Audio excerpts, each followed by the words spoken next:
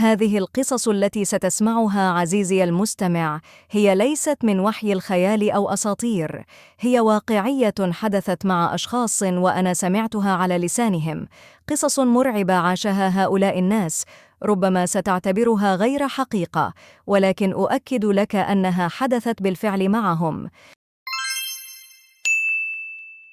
القصة الأولى. صاحب هذه القصة امرأة كبيرة في السن، أي أن القصة قديمة وليست في وقتنا الحاضر، لكن صاحبة القصة ما تزال على قيد الحياة.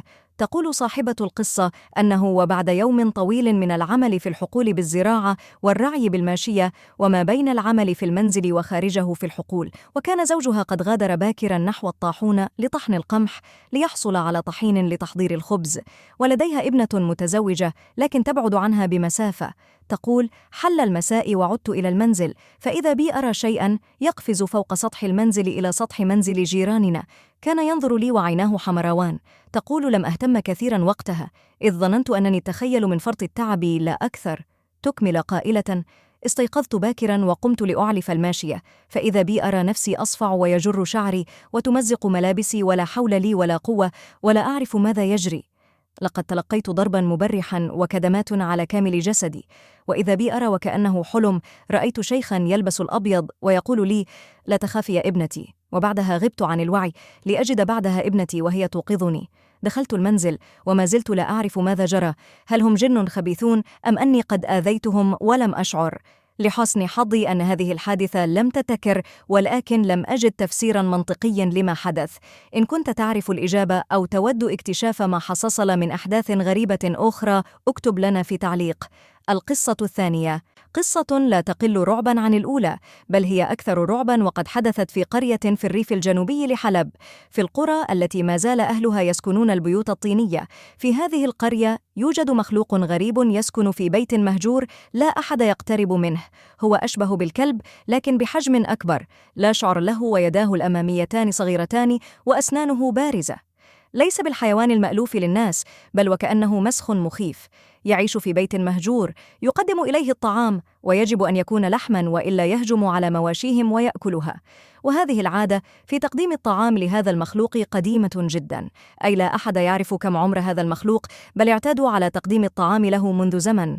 ويقول الراوي: حصل معي هذا الموقف الذي يشيب له شعر الرأس بينما كنت أركب الحمار ذاهباً لأخي الذي يرعى الأغنام بمسافة بعيدة جداً عن البيوت، وإذا بالحمار تسمر في مكانه وبدأ يرتجف ولا يتقدم خطوة ولا يتأخر، وأنا لا أعرف ما الذي حصل له.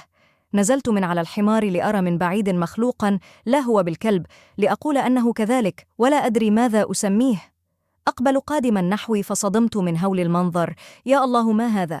ماذا عساي أن أفعل وأنا وحيد في هذا الوقت من الليل؟ استجمعت قواي وعلمت أنه ليس ذئباً ولا كلباً، ولا يمت للحيوانات بصلة. أخذ يقترب منا والله أعلم بما كان ينوي فعله بي. أخذت أتلو آيات من القرآن، سورة الكرسي، وما تيسر لي من نطقه في هذا الموقف. بدأ الحيوان يصدر أصواتاً غريبة ومخيفة كما لو أنه يتألم، وبعدها ذهب في الظلام واختفى.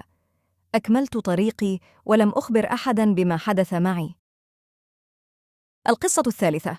أما هذا الموقف فقد حصل مع أخي وصاحبه، فقد كانا يشعران بالملل، فقررا الذهاب للمشي في البساتين، وقد كانت تبعد مسافة ليست بعيدة كثيرا، فقد كانت منطقة مخصصة لزرع الخضروات، وفيها تلة كبيرة يقال في داخلها كنزا محروس أو مرصود كما تسمونه، وفي هذه التلة كهف يؤدي إلى داخلها، فقررا دخوله ليريا ما في داخلها، وقد كانت هذه أول مرة يدخلونه، مع أنهم سمعوا كثيرا من الناس تحذر من دخوله، ولكنه الملل، فدخلا.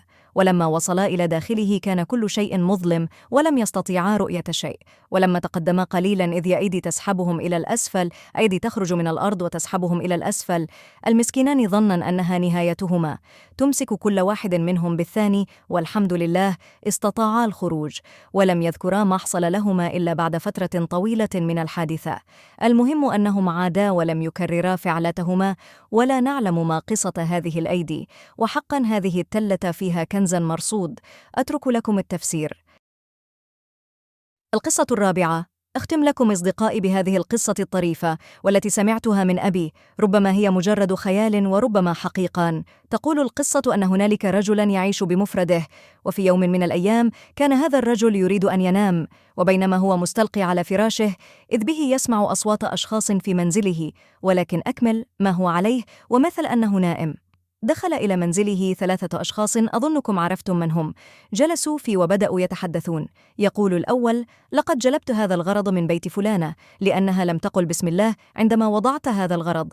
والثاني يقول: وأنا جلبت الطحين من بيت فلان أيضا لأنه لم يقل بسم الله عندما أحضره، وأخذا منه والثالث كذلك.